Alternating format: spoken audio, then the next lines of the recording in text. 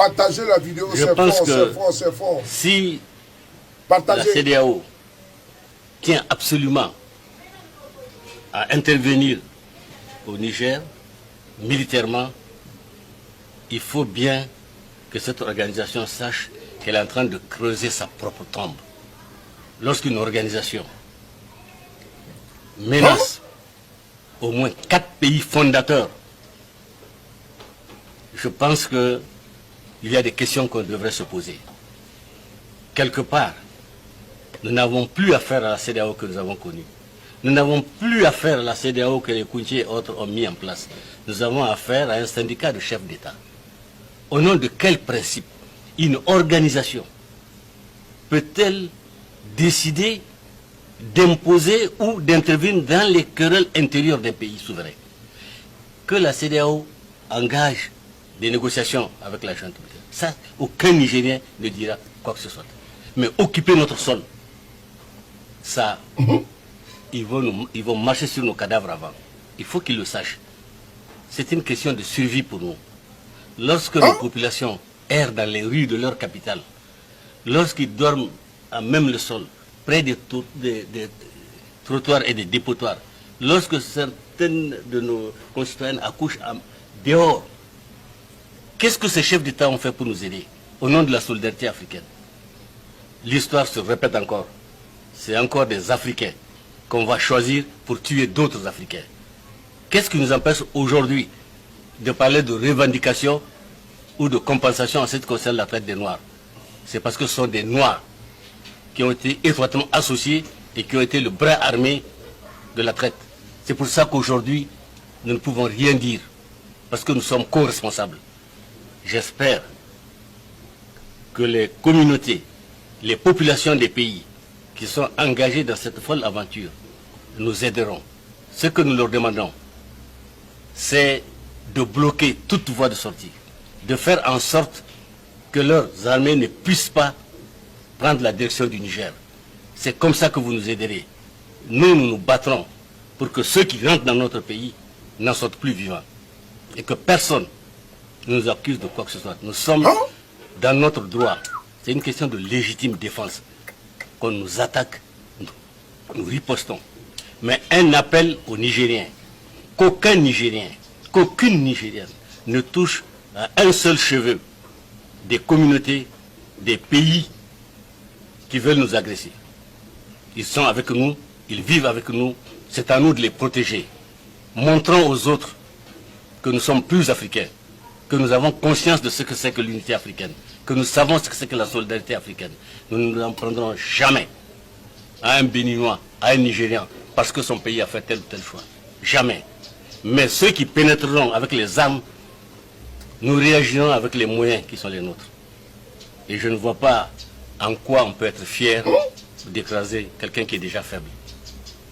Nous, la faim, la soif, la misère, le dénuement, le terrorisme, le néocolonialisme, tous les maux du monde, nous les vivons. Au lieu de nous aider à nous en sortir, nous avons décidé nous-mêmes, parce que l'équipe au pouvoir nous propose quelque chose qui nous permettra de souffler. Nous avons décidé de les soutenir. Et c'est à ce moment précis que vous prenez les armes pour nous maintenir dans l'esclavage. Et vous osez dire que vous êtes des Africains? Vous osez dire que vous êtes des présidents africains? C'est comme ça l'Afrique? Parce que nous n'avons aucun moyen militaire de nous défendre. Je pense qu'il faut que les gens comprennent une chose. La valeur d'un peuple ne réside pas dans sa seule possession de matériel de guerre. La guerre est conçue et est faite par des hommes. Elle est menée par l'intelligence, par la stratégie. Ce que je demande à l'ensemble de nos généraux, qui ont été dans les mêmes écoles que ceux qui veulent nous attaquer, qu'ils aident la population à s'organiser, qu'ils fassent en sorte que l'ensemble du peuple nigérien soit mobilisé. C'est une question de survie. Tant qu'on parlait de négociations, quel Nigérien s'est plaint? Mais venir occuper le Niger parce qu'on veut replacer un nom, Autrement dit, le président qui est né au Niger, que nous considérons comme un Nigérien, que nous avons élu, si le Niger décide de se passer de ses services, vous envoyez une armée pour rétablir ce président-là que vous n'avez pas élu, au détriment de la vie Question. de ceux qui l'ont élu. C'est quel genre de conception de relations diplomatiques ou des rapports entre pays, membres d'une même organisation? C'est la question que je me pose. Je trouve que...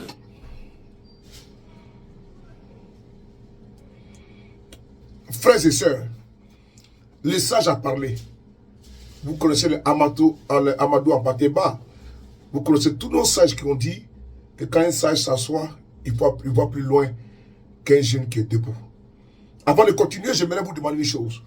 La priorité, c'est de mettre des cœurs, de mettre des j'aime et de partager la vidéo. La bataille de communication pour sauver des vies au Niger nous le recommande. Cette bataille recommande que vous puissiez mettre des j'aime. Le combat que nous menons recommande que vous mettez des cœurs pour partager la vidéo. C'est ça l'essence, la ressource, le carburant, le combustible, n'est-ce pas, pour faire marcher notre lutte. On ne vous demande pas de l'argent, on vous demande seulement de mettre des j'aime et des cœurs. Voici un sage nigérien qui appelle ici les peuples africains à la solidarité totale et met en garde la CEDEAO. C'est ici et maintenant que nous allons interpeller une fois de plus, une énième fois, les présidents Ouattara, Patrice Talon et Macky Sall, de ne pas envoyer nos frères au Niger. Il n'y a pas lieu de faire la guerre pour soi-disant réinstaller quelqu'un qui est aujourd'hui prisonnier. Vous n'aimez pas Bazoum parce que Bazoum n'est pas en liberté. Parce que où Bazoum est, tout l'endroit est miné. Bazoum, le palais présidentiel du Niger est dans une base militaire. Par quelle alchimie vous allez sortir Bazoum? Vous voulez faire couler le sang. Vous oubliez qu'il y a une situation dramatique avec ce qui prévaut dans le Sahel. La situation en Libye n'est pas encore colmatée. Vous voulez obligatoirement creuser la tombe des soldats.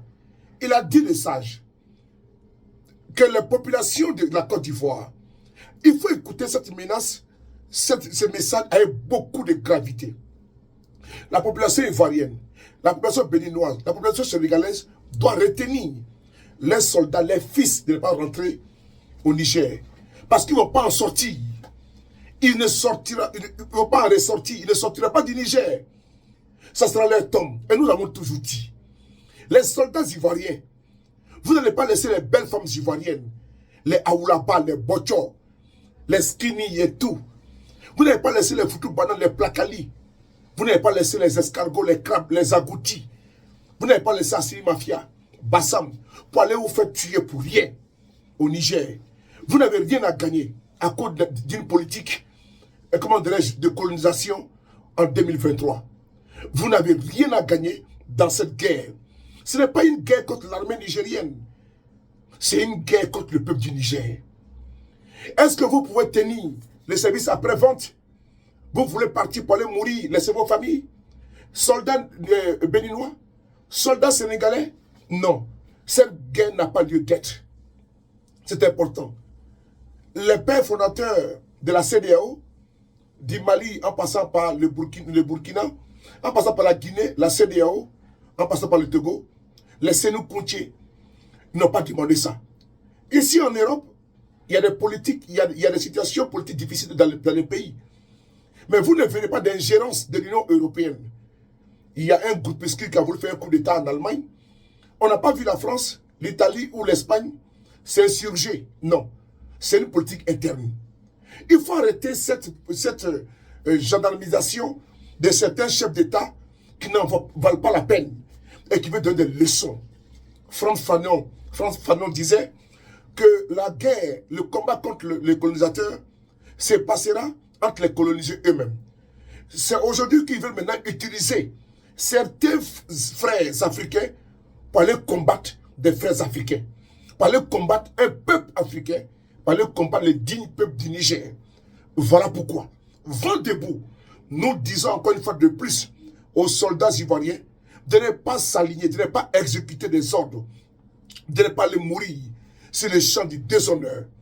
Si vous y allez, vous avez creusé votre tombe. Vous allez rentrer au Niger, mais vous n'allez plus en ressortir. Vous allez rentrer et le Niger va se refermer sur vous. Dès l'instant où vous serez projeté au Niger, ne pensez pas que vous allez partir dans une balade, ou bien en villégiature, ou bien en croisière, ou bien aller à Monogaga, ou bien aller, comment dirais-je, dans des villes, dans une zone balnéaire, pardon, et pour aller se tremousser pieds dans l'eau. Vous irez à la guerre. Et si vous êtes un bataillon, selon ce que nous avons appris par M. Ouattara, au moins 500 vont y laisser la peau. Au moins 500 encore vont y laisser la peau au Niger. Est-ce que ça en vaut la peine? Est-ce que le jeu en vaut la chandelle? Est-ce que le jeu en vaut, n'est-ce pas, le risque? Prendre le risque d'aller se faire caillarder comme des lapins. Parce que vous allez avoir affaire à plus de 26 millions d'habitants. Vous n'aurez pas de mouchoirs blancs de libération. On a vu, si la guerre était si facile, mais la Russie allait rentrer en Ukraine comme du beurre, comme un couteau dans le beurre. Si la guerre était si facile, les États-Unis allaient rentrer en Irak, en Syrie comme du beurre, et puis ils mettent la paix et puis ressortir. Mais vous savez que tous ces pays-là sont aujourd'hui dans une situation difficile au niveau de la guerre. Il n'y a pas de guerre propre. Ce n'est pas vous qui fabriquez les armes, les chars, les tanks. Vous n'avez pas les moyens humains, les moyens financiers pour faire cette guerre. Vous voulez faire une guerre par procuration. Mais beaucoup de fils et de filles de la Côte d'Ivoire vont tomber. Du Togo, du Bénin vont tomber. Du Sénégal vont tomber. Cette guerre n'est pas à faire. C'est un problème nigéro-nigérien. Ils vont trouver une solution. Ne soyez pas les dindons de la farce. Ne soyez pas les guignons de service. Pensez à vos familles.